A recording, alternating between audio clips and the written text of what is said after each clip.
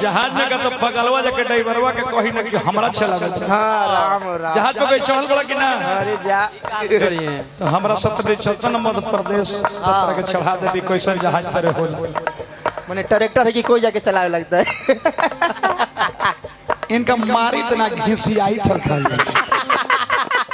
कौना खेत में ढेला वाला कि पूरा खून खून हो जाए। इनको मेहरारू कहते कि हमरो भातार ब्याह से हो राम हो राम जहां जाले वहां उबरल मट्टी के दिया बत्ती हो जाते और रोज मुछ बनावे ले घर ही एगो ले बड़िए छी 13 साल के और एगो ठाकुर के संग लेके चले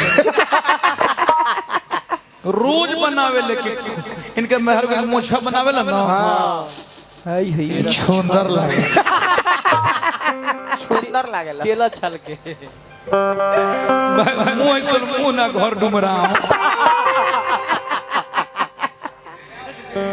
देखी बिना राजा के राज ना होला ना होला बेतज वैसे कहबो न बिना राजा के कोनो राज ना होला ना होला बिना आदमी के कोनो समाज ना होला ना होला बाकी है बेहाया के मुंह में ना ये थियो में लाग मोसेरा भईवा के भगा दे। तोर भाई कहाँ गल तू चलो तारे चलो पुनी पुड़ी अब मार मोसेरे पोसेरे बाले बचे ठेंगरा